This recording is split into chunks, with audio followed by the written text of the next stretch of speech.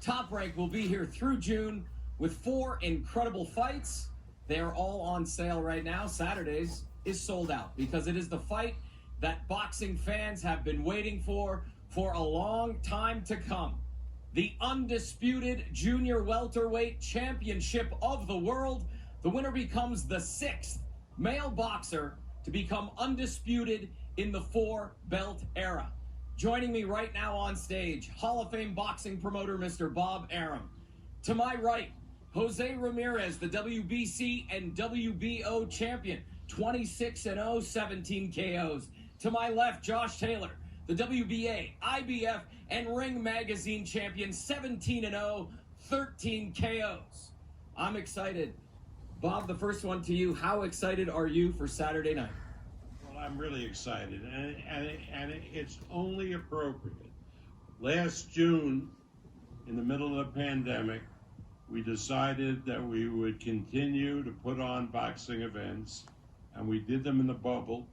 We did about 40 events with no spectators, and we went through the pandemic. And now, at the end of this pandemic, which will take place the end on May 22nd, we have the best fight of the whole pandemic experience. So I am really excited because this fight, you don't have to sell anything about the fight. You just mention the 2 fighters, 2 undefeated fighters, each with 2 of belts of the organization, a really true unified championship. We thought for the Brits out here that we'd be having another one in August, but I guess that'll be delayed. And but at least here we are now with a true unification match. And we're not wearing masks. That's right. And look. I mean, don't get me started. But I kind of wanna. But the White House announced today that they are having meetings at the White House, no social distancing, no masks. Take off your goddamn masks out there. Anybody who hasn't been vaccinated and gets the COVID, it's on them. The pandemic is over. Over. I love it. And look, I want to talk something because there's Brits out here. Can you believe that in this country there is a ban, a travel ban, on our cousins from Britain and our cousins from the EU? They can't come in here. Absolute travel ban. And I'll tell you why that's important. And a Rusky, he's not under a travel ban. Moscow, they don't care about COVID. They don't wear masks. They can come in. A Bulgarian can come in. But a Brit or a Scottish guy can't come in because of COVID. That is preposterous. President Biden, wake up. Wake up. I mean, this is important. This town relies on tourism. And how do you ban people from the UK, from France, from Germany? I mean, it's preposterous. Well, and look, I want to just go and then I'll shut up. Take Josh Taylor. Josh from Scotland. Now, under the last administration, which I wasn't a big fan of, Top Rank was considered a sports league. So if we were doing an event and we had to bring somebody in from the UK, just put in an application, brought him in. When the new administration came in, they said we were in a sports league, so they knocked us off. And now we had to bring Josh in. So they said, what you have to do, listen to this, is have him go to Mexico and spend 2 weeks in Mexico, and then he could come in. Absolutely insane. So it took a paid lobbyist and 2 U.S. senators from Nevada to get us back on the list so Josh could come here and train for the fight. Now, if that isn't silly and stupid, I don't know what is. As of the end of this fight, May 22nd, the pandemic is over. Put away your goddamn mask and let's live a normal life. You heard it here first. The undisputed fight on Saturday is the official end to the pandemic. Josh, I'm going to come to you out of that because he said something, obviously, that I think resonates with everybody in the room. Your journey to get here. You've been in Vegas now for a minute. How has camp been here in Las Vegas? Yeah, it's been brilliant. I've loved every single minute of it, you know, and just lapped up the whole experience, you know, and rented a nice house outside of the strip. Went seen the strip, done a few bits of shopping, a bit of normality, you know. Back in Scotland, you know, it was literally going to the gym and back to the house. You couldn't go anywhere except maybe go to the shop to get groceries, and that was it. You know, you couldn't do anything. So after a number of weeks or a couple of months in camp, it was starting to get a bit frustrating, you know, a bit boring and a bit stale.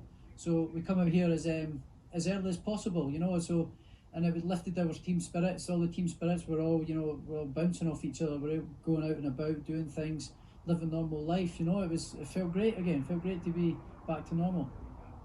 Now, you're a big talker. We all know that. No trash talk really up until maybe this afternoon with the ESPN taping. What is it about your opponent over here that, you know, garners this respect that we haven't really seen from you? I respect every fighter that jumps in the ring, you know, and you've got to respect Jose Ramirez as well. He's 26-0. He's a unified champion. He's beat everyone that's in front of him. You don't become unified world champion for no reason. He's a very, very good fighter. I've said this all along. I respect the man. I respect him, highly respect him. You know, he's got my respect from the very off. He's a great fighter. He's a great champion and a great person. But on Saturday night, as soon as that first bell goes, it's all out the window. It's all out the window. I'm going to come over to you, champ. Underdog in this one. Is that fueling the fire a little bit? You know, to be quite honest, this is the biggest fight of my career, so I'm always gonna, you know, for this fight, I was very motivated to train like the underdog, even if I was the favorite, you know. But that doesn't matter, you know. The odds makers, people's opinions, they ain't gonna help me. That's not gonna help. They're gonna help Josh, and I'm just grateful for this opportunity. You know, this is quite an honor. You know, it's an honor for me to be facing a guy like Josh. You know, being a part of this great event. Up to this fight, you know, through camp, what have you learned about Josh that you didn't know possibly before? He's a great fighter, and he's very prideful with his country, and I respect that. You know, he has a lot of pride in his people and where he comes from, and you know, that's the way a champion should be. You know, I don't expect anything less from Josh or for any great champion out there. Bob, I want to come to you real quick. Top Rank has promoted Jose since his pro debut in 2012. What can you say about how he has matured as a fighter and as a person? And here we are, prepping for Saturday night. Well, as a fighter, you've all seen his accomplishments. But I'm even more impressed with what a man he's become. I mean, in this day and age where so many athletes are really selfish, Jose Ramirez has given to his community.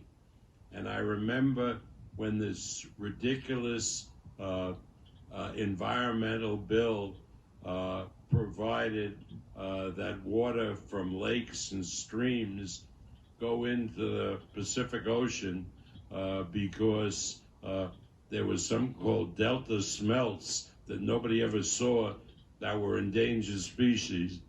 And the poor farmers, not poor farmers, big, they supply all the fruit, all the vegetables, all the nuts that we eat, not only here, but all over the world. And Jose Ramirez was in the forefront with the fight for water so that these farms and the community and these workers who worked in the fields could be productive. And it was a tough fight, and it not only ended well, when the drought was over, but it carried over to a policy where a big dam was built in the area so that the water could accumulate during times of drought. He was a hero. And then immigration. His parents came over as undocumented people to work in the fields. He was born in the United States, so he automatically became a citizen. And he worked in the fields. And I don't know if anybody has been out there, but you have to understand how hard it is to work in the fields and pick the vegetables and the fruit. But he did that.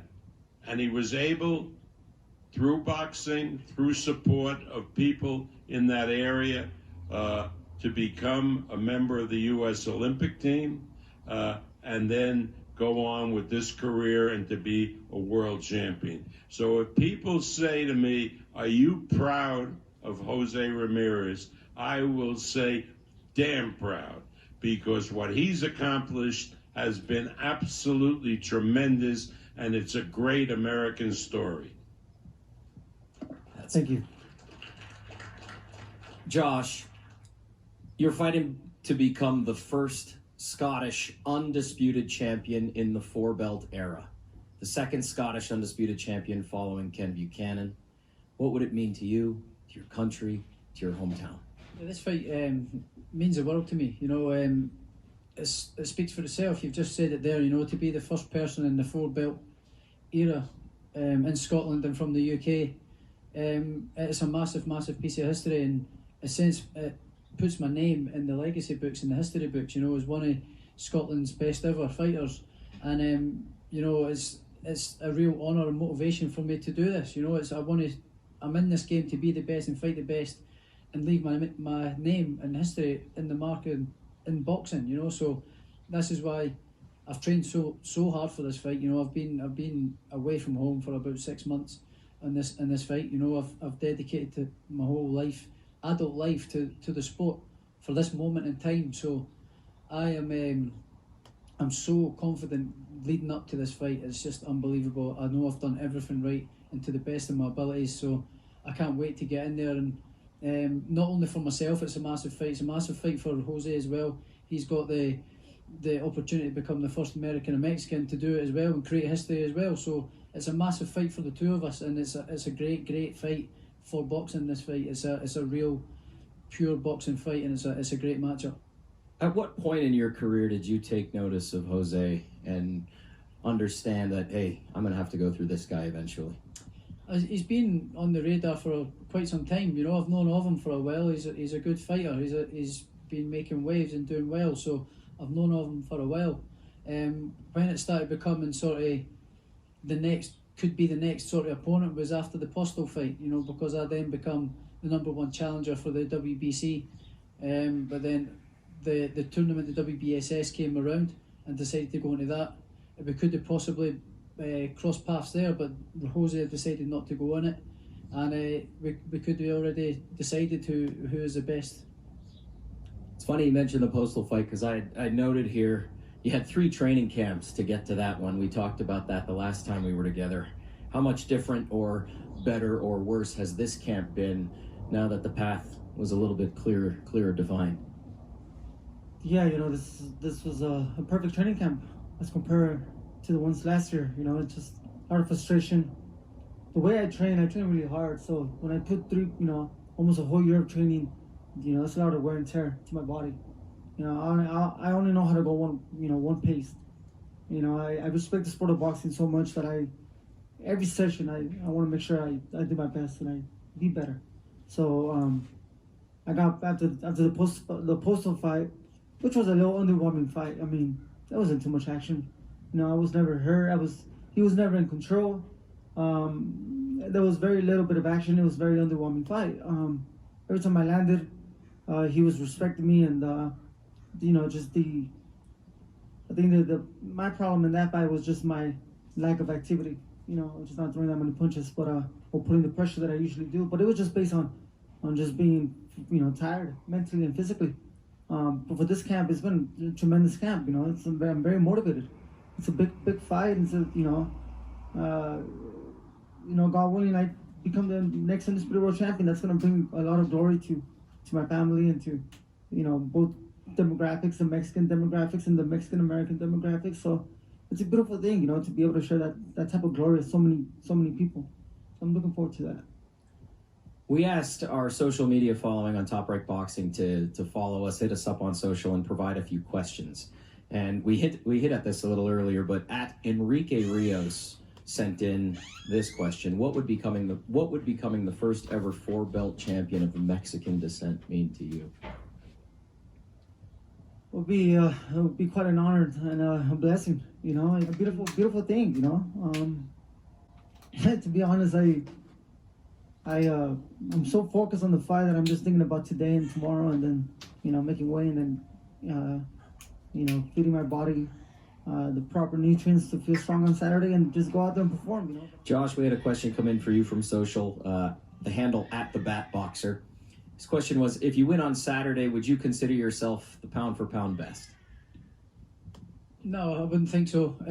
But I would say it's got to be in the pound-for-pound list, you know. But I wouldn't say the best. I'm not going to disrespect other fighters, but it's got to be up there, certainly, for sure. I think I'm number 9 at the minute, so if I win this on Saturday, yeah, it's got to go up a couple of notches, yeah. You knew what number you were, so you're paying attention, though. Yeah.